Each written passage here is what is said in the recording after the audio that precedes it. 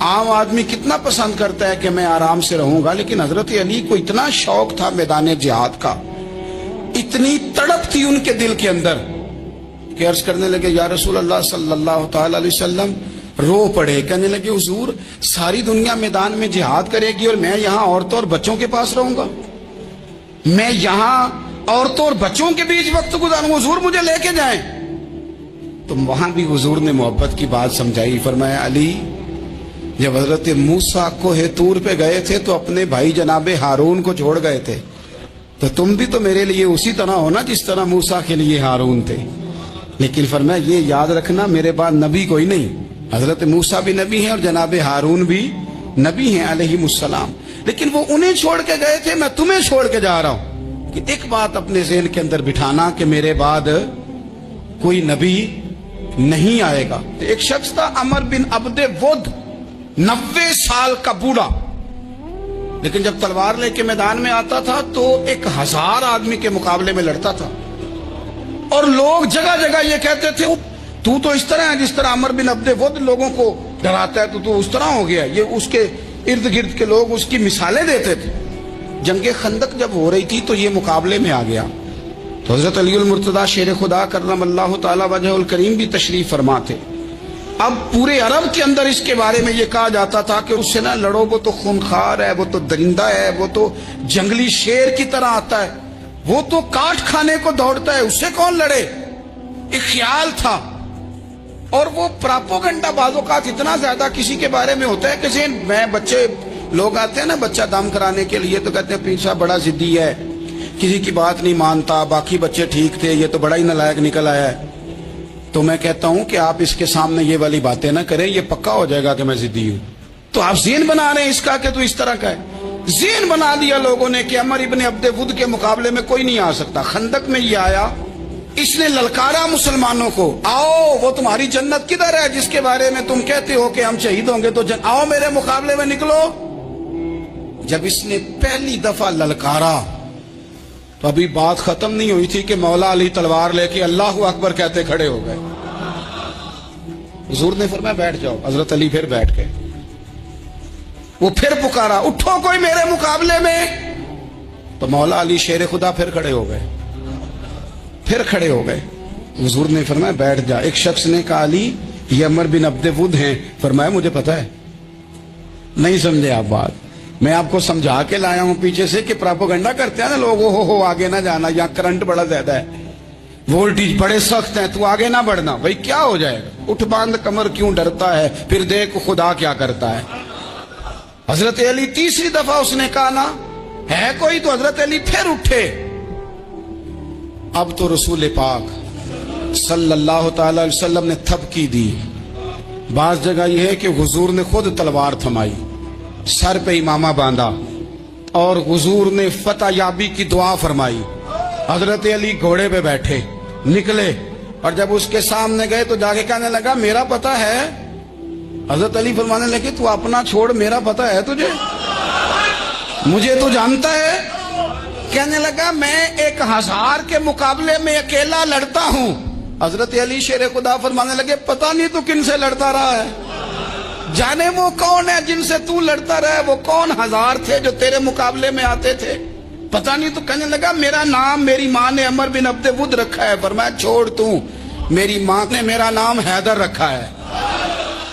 کہنے لگا تیری عمر چھوٹی ہے، کوئی بڑا لا۔ فرمانے لگے یہ تو جب ہنجے میں پنجہ ملے گا تو پتہ چلے گا عمر کس کی چھوٹی ہے، ابھی تو کہانیوں سے متاثر کرنا چاہتا ہے، تو چاہتا ہے کہ تو پریشر ڈالے اور میں تیری بات سنوں، تو مقابلے میں آ، ڈینگے نہ مار، کہانیاں نہ سنا، دیواریں ہلتی رہتی ہیں اور در کانپ جاتا ہے۔ علی کا نام سن کے اب بھی خیبر کانپ جاتا ہے، تو مقابلے میں آ، تو باتیں بنا رہا ہے، کہانیاں سنا رہا ہے۔ وہ کہنے لگا تو بچہ ہے، میں چاہتا نہیں تیرا خون بہاؤں۔ تو حضرت علی کہنے لگے میں بڑے دن سے پریشان ہوں کہ کسی بے ایمان کا خون بہایا کیوں نہیں، میرا بڑا دل کر رہا ہے تیرا خون بہاؤں۔ اس نے بڑی زوردار ضرب لگائی، غصے میں اتنا پاگل ہوا، کیونکہ اس کے بارے میں معروف تھا کہ وحشی مزاج آدمی، اتنا سخت پاگل ہوا غصے میں، اس نے اپنے گھوڑے کے پیر کاٹ ڈالے، پہلے تلوار گھوڑے کو دے ماری، اس کو کاٹ کے دوڑا۔ یہ کیوں کرتے تھے لوگ؟ अरब के लोग उस वक्त ये काम करते थे कि हमने घोड़ा ही मार डाला है ताकि हम भाग ना सके। कहते ना कश्तियां जला दी हैं कि अब वापस जाने का रास्ता ही बंद हो जाए, घोड़े के पैर काट डाले कि भागना नहीं। और बड़ी जोर से उसने जरब लगाई हजरत अली पर। हजरत अली ने जब रोकी तो वो ढाल टूट गई हजरत मौला अली, और आपके इमामे को उसकी तलवार भी लगी। आपने फरमाया दिखा लिया तूने जोर, अब मेरी बारी है। हजरत मौला अली शेर खुदा का कद बज़ाहिर छोटा था। सहाबा कहते हम दूर से देख रहे थे, अल्लाहु अकबर कह के थोड़ा सा जमीन से वो उठे, थोड़ा सा उठे, और फिर दोबारा नहीं उन्हें तलवार चलानी पड़ी। एक ही जरब लगाई और उसके 2 टुकड़े करके उसे जमीन पे फेंक दिए। तो अजीज दोस्त, आप याद रखेंगे इस बात को कि अपनी जिंदगी के अंदर मरूब होना छोड़ दें। रोब में हो, तातारियों ने मुसलमानों को मरूब कर लिया था, रोब डाल लिया था कि हम बहुत बड़े लोग हैं। यही आज हमारे साथ बहुत सारे लोग करते हैं, दिलों में रोब आ जाता है अमीर रिश्तेदार का, फलाने का, फलाने का, फिर वो जो मर्जी करता है। तातारियों की एक बीबी वो क्या करती, वो 9-10 मुसलमान नौजवानों को सड़क पे खड़ा कर जाती, कहती इधर खड़े हो ना, मेरे आने तक हिलना ना। जवान है लेकिन रोब है ना कि ये बड़े वैशी हैं। अकेली बीबी अंदर जाती, तलवार ले आती, और वो खड़े हैं, वो भागे भी नहीं, इतना डर गए, टांगे कांप रही, भागने की भी जरूरत नहीं कर रहे। तसल्ली से गई है, तलवार लेके आई है, और उसने 9 जवान मुसलमानों के गले काट दिए। इस रोब से निकले बाहर, नौजवानों से कहते हो निकलो। और जिन लोगों ने दुनिया में इनकलाब बर्पा किया वो गरीब घरों के थे, वो लोग थे कि जो बाजार किसी बड़े कबीले से नहीं थे। आप मेहनत करें, तालीम हासिल करें, जद्दोजहद करें, मुशक्कत करें, अपनी जिंदगी में कुछ मकासद के हुसूल के लिए आगे बढ़ें। और अगर आप कहें कि दाएं बाएं मेरे फलां आदमी मुझे ये मशवरा दे रहा है, तो कुछ लोग दुनिया में बातें करने आए हैं, उन्होंने बातें करनी है और बड़ा फायदा होता है, उनको बातें कर लेने दें, उनको करते रहने दें। काम करने वाला बंदा काम करता है और करता ही चला जाता है, वो मंजिल तक पहुंच जाता है। तो हजरत अली के मिजाज में दलेरी है, हिम्मत है, एक बात। और दूसरी बात दानाई, हिकमत। ये जो हमारे फैसले हैं ना जज्बाती,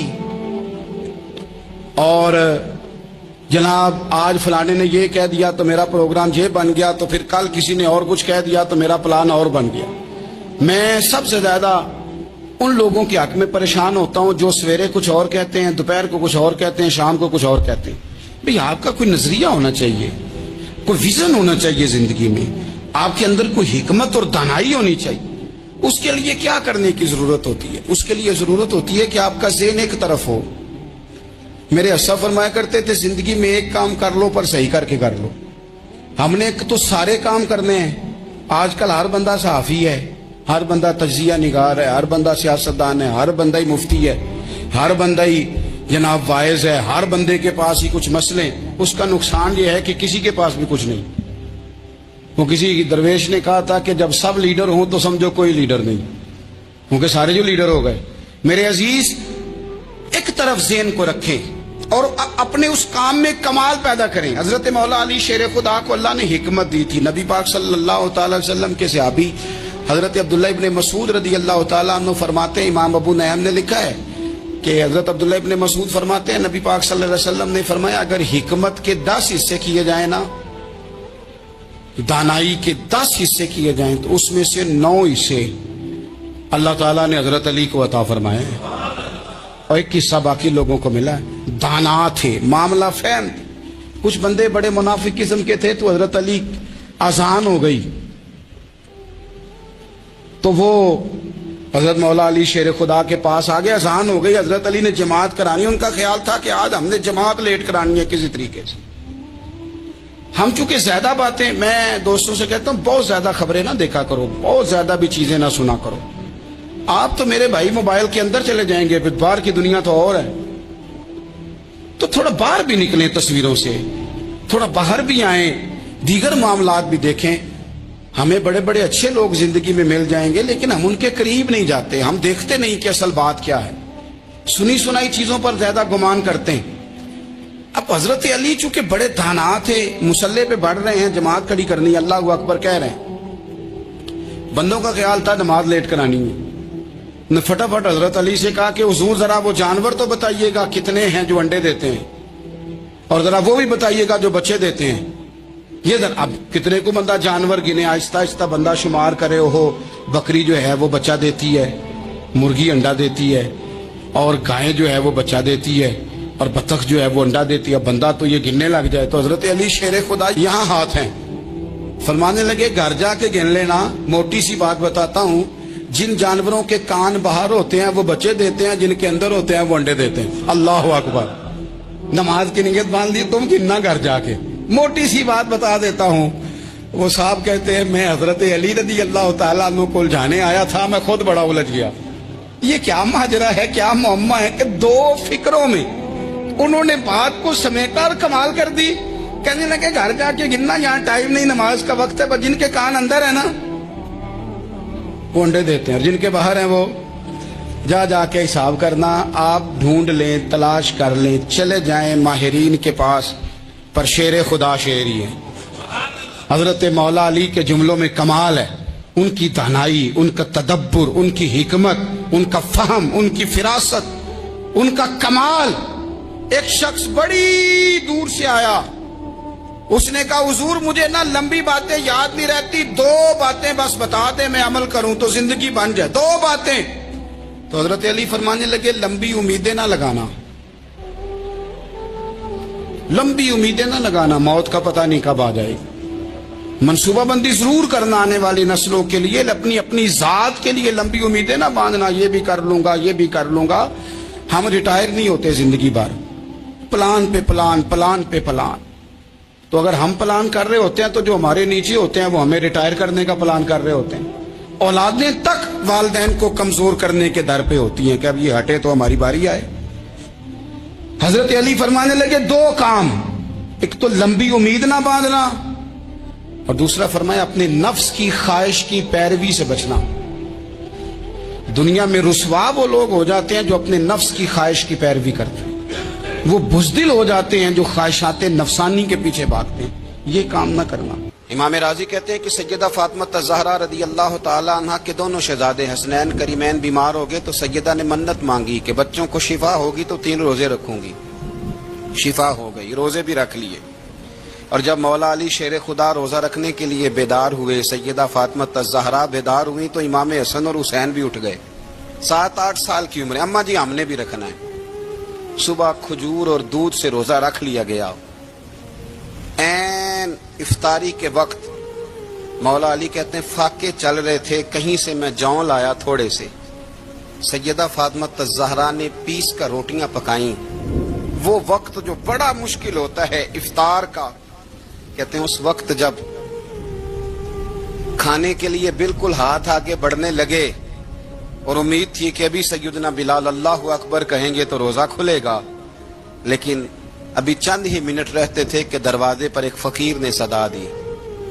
کہنے لگا سارے مدینے کے دروازے کھٹکھٹا آیا ہوں, قحط ہے, فاقہ ہے, اے رسول اللہ کے خاندان والو, میں یتیم ہوں. کسی نے بتایا ہے کہ اور کوئی دروازہ کھلے نہ کھلے, سیدہ کا دروازہ تیرے لیے ضرور کھلے گا. کیا یتیم کو روٹی ملے گی؟ تو حضرت مولا علی نے بچوں کی طرف دیکھا ہی تھا کہ امام حسن ساری روٹیاں جا کے دروازے پہ دے آئے. کھجور اور پانی سے افطار ہو گیا. صبح پھر کھجور اور دودھ سے روزہ رکھا. امام راضی کہتے ہیں این وہ وقت جب افطار کا ٹائم آیا تو پھر دروازے پہ کسی نے صدا دی. کہا رسول اللہ کے خاندان والوں میں مسکین ہوں, رات سے روٹی کھائی ہے, نہ صبح کھا سکا نہ دوپہر. کسی نے بتایا ہے کہ اس دروازے سے خالی کوئی نہیں جاتا. امام حسن نے پھر سارا لنگر اٹھایا اور پھر جا کے دے دیا. تیسرا دن پھر ہوا. مجھے یوں لگتا ہے جب افطار کا ٹائم آیا ہوگا نا تو یہ خود ہی سارے دروازے پہ دیکھتے ہوں گے, یہ کوئی آیا نہیں لینے والا ابھی تک. لگتا ہے کہ نظریں دروازے پہ تھیں. این افطار کے وقت 3 روٹیاں جب جوں کی پک کے آئی تو ایک بھکاری نے صدا دی. کہنے لگا میں قیدی ہوں, آج ہی قید سے رہائی ملی ہے. پہلے دن کسی کے دروازے پہ صدا ملی ہے, دی ہے, روٹی ملے گی. امام حسن وہ کھانا دے کے واپس لوٹے. کھجور اور پانی سے افطار ہوا, اور جیسے ہی مسجد نبوی میں تینوں باپ بیٹا نماز پڑھنے گئے تو مولا علی کہتے مجھے بتانا نہیں پڑا.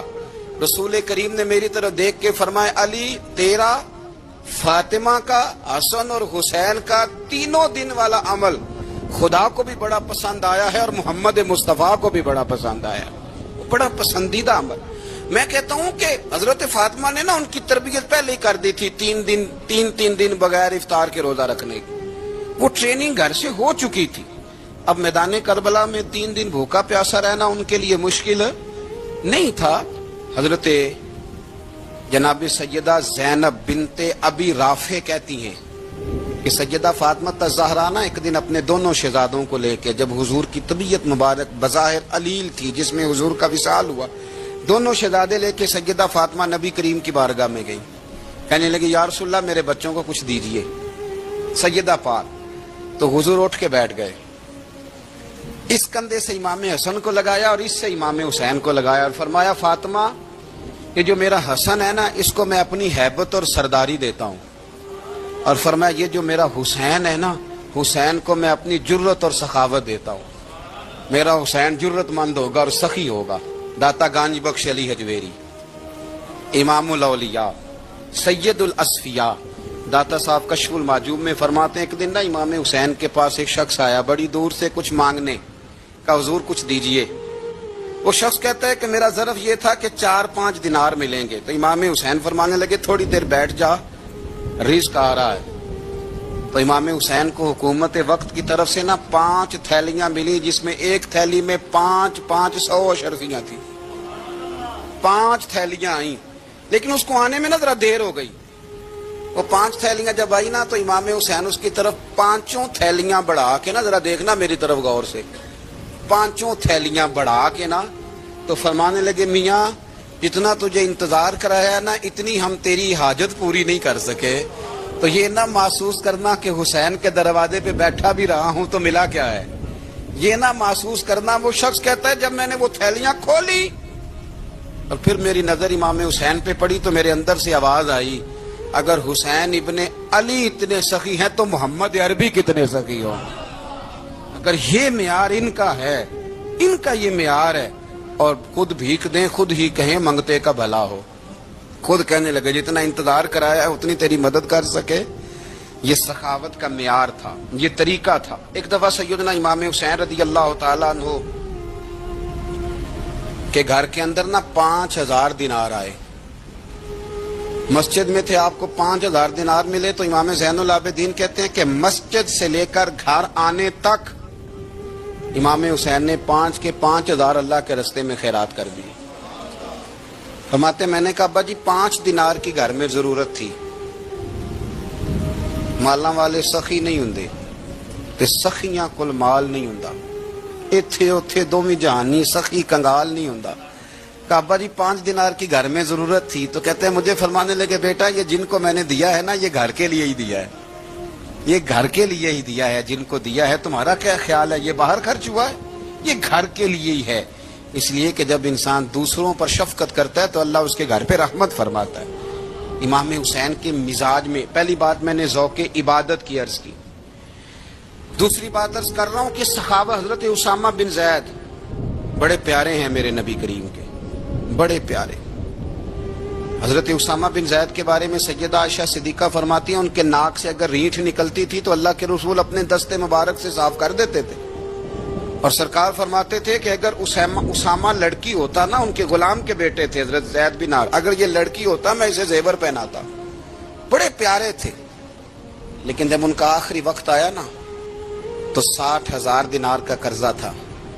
रिश्तेदारों से कहा, दोस्तों से कहा, यारों से कहा, पर कर्ज अदा नहीं हो रहा था। हजरत उसामा बिन ज़ैद कहते हैं बड़ा परेशान था। जब हद हो गई ना तो हजरत उसामा बिन ज़ैद फरमाने लगे जाओ कोई हुसैन इब्ने अली को खबर करो, उनसे कहो मैं ना गुलाम हूँ आपके नाना का, मकरूज दुनिया से चला गया तो क्या बनेगा। इमाम हुसैन को खबर मिली तो दौड़े आए। लाजपाल उस पीर को नहीं कहते जो तगड़ा नजराना लेके तो माथा चूम ले, लाजपाल तो उसको कहते हैं कि जब जरूरत पड़े तो वो सर पे मौजूद हो। हजरत सैयदना इमाम हुसैन तशरीफ लाए तो जनाब उसामा बिन ज़ैद रो पड़े, कहने लगे हुजूर मैंने ना गुलामी की है आपके नाना की, اور اس غلامی پہ ناز ہے، اب 60,000 دینار کا قرضہ لے کے دنیا سے جاؤں گا تو میری قبر پہ بوجھ رہے گا۔ امام حسین خادم کو بھی کہہ سکتے تھے جاؤ گھر پیسے پڑے ہیں لے آؤ، امام حسین خود گئے، چادر اوڑھ کے تو اس کی اوٹ میں بکل میں 60,000 دینار چھپا کے لائے اور جناب اسامہ بن زید کے سامنے رکھ کے کہنے لگے اسامہ یار پیسے رات کو ہی آئے تھے، میں سوچ رہا تھا مجھے تو ضرورت نہیں، اللہ نے کس کا نصیب میرے گھر میں بھیج دیا ہے، مجھے تو حاجت ہی نہیں تھی، اب پتہ چلا پیسے تیرے تھے، اللہ نے حسین کی ڈیوٹی لگائی ہے کہ جا کے دے آ۔ حضرت اسامہ بن زید رو پڑے، فرمانے لگے اللہ آپ کو بہترین صلہ عطا فرمائے۔ امام بڑا ہی پیار کرتے تھے، گھوڑے پہ جا رہے تھے، کچھ فقیر غریب لوگ بیٹھ کے روٹی کھا رہے تھے، کہاں رہے تھے؟ سڑک کے کنارے۔ تو امام زین العابدین فرماتے ہیں کہ جب امام حسین گزرے تو انہوں نے آواز دی حضور دل کرتا ہے ہمارے ساتھ بیٹھ کے روٹی کھائیں۔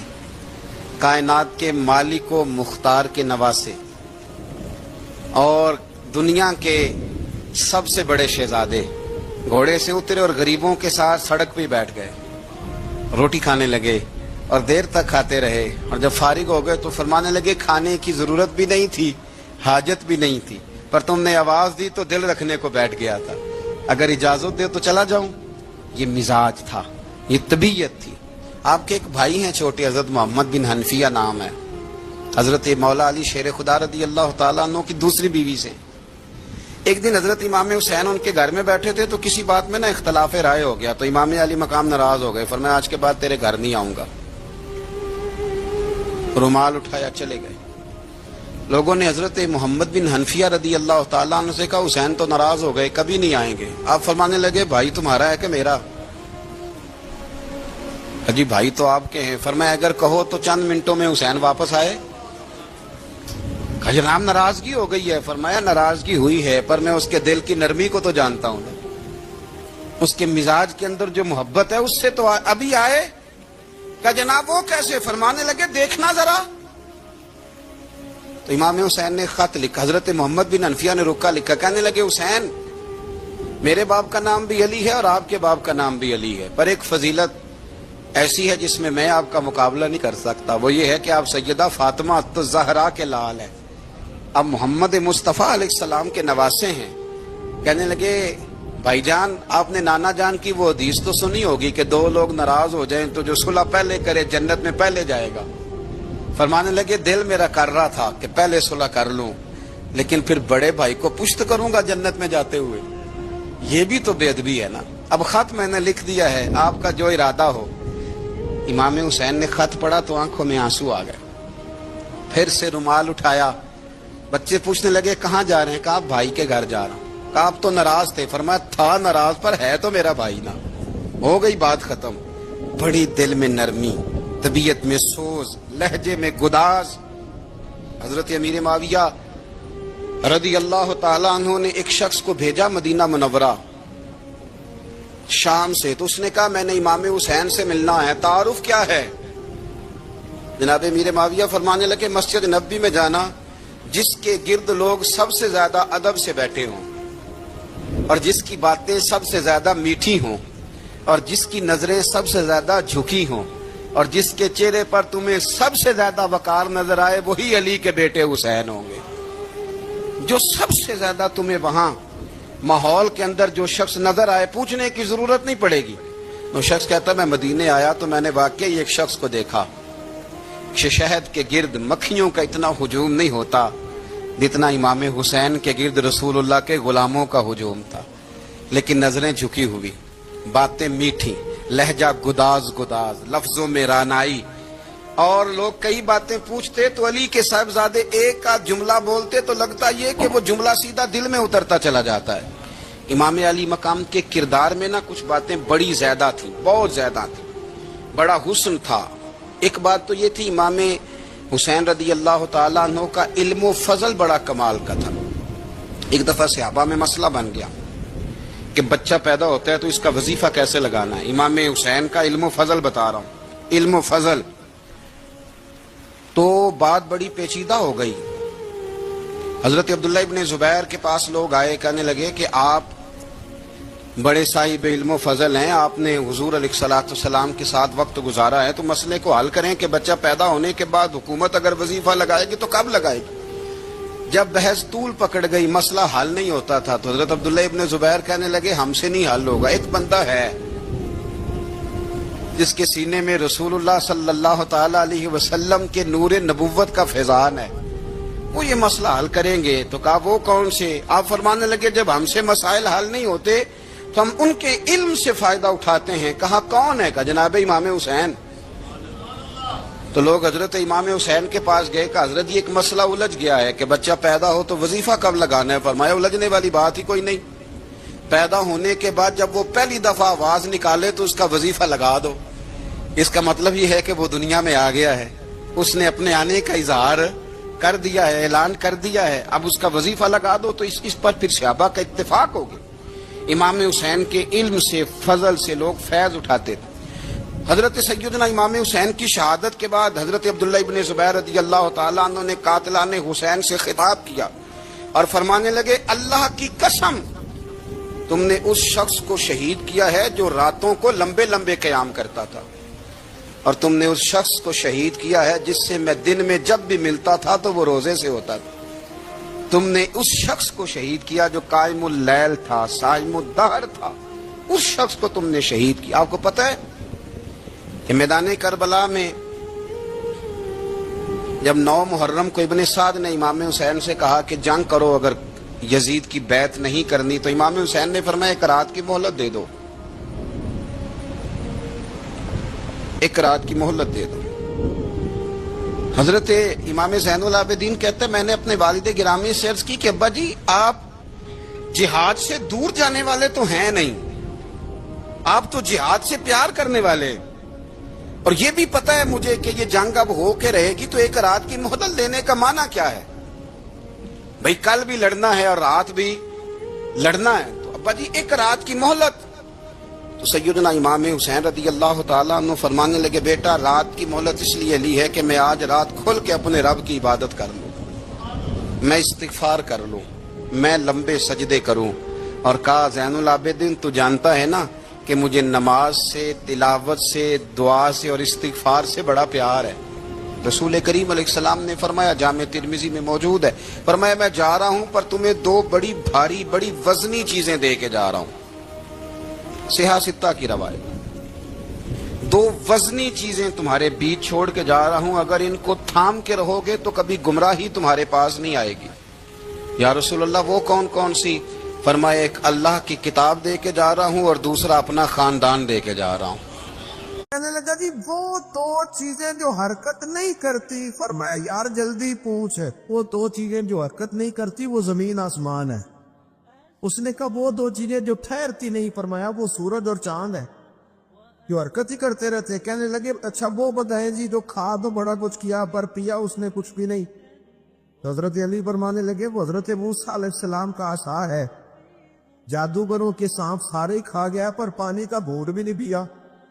حد ہو گئی۔ وہ شخص کہتے ہیں علی کے جواب لے کہ میرے اندر ہجان پیدا کر دیا، میں نے فوراً کہا بتائیں وہ شخص جو کوئی شے نہیں۔ تو حضرت علی کہنے لگے جو میرے نبی کا کلمہ نہ پڑھے وہ کوئی شے نہیں۔ کہنے لگے وہ بتائیں جو بڑی شے ہو۔ فرمایا جو چاہے کہ اس کی عزت کعبے سے بھی زیادہ ہو جائے اور وہ بڑی شے بن جائے تو وہ محمد عربی کا کلمہ پڑھ جائے۔ حضرت علی کی شان دیکھیے کہ نبی پاک صلی اللہ تعالیٰ علیہ وسلم نے ان کے گھر میں قیام کیا، حضور کی پرورش وہاں ہوئی، اور جناب علی کی پرورش نبی پاک کی گود میں ہوئی۔ حضرت علی المرتضیٰ 5 تن پاک میں بھی شامل ہیں اور 4 یار میں بھی شامل ہیں، ادھر بھی ان کا دست مبارک ہے، ادھر بھی ان کا دست مبارک ہے۔ حضرت علی المرتضیٰ شیر خدا رضی اللہ تعالیٰ عنہ کے بارے میں کیا خوبصورت جملہ کہا حضرت حکیم الامت نے۔ حضرت حکیم الامت فرمانے لگے مولا علی شریعت کا دریا ہیں اور ولایت کا مرکز ہیں، اور فرماتے ہیں کہ آپ قاسم ولایت ہیں،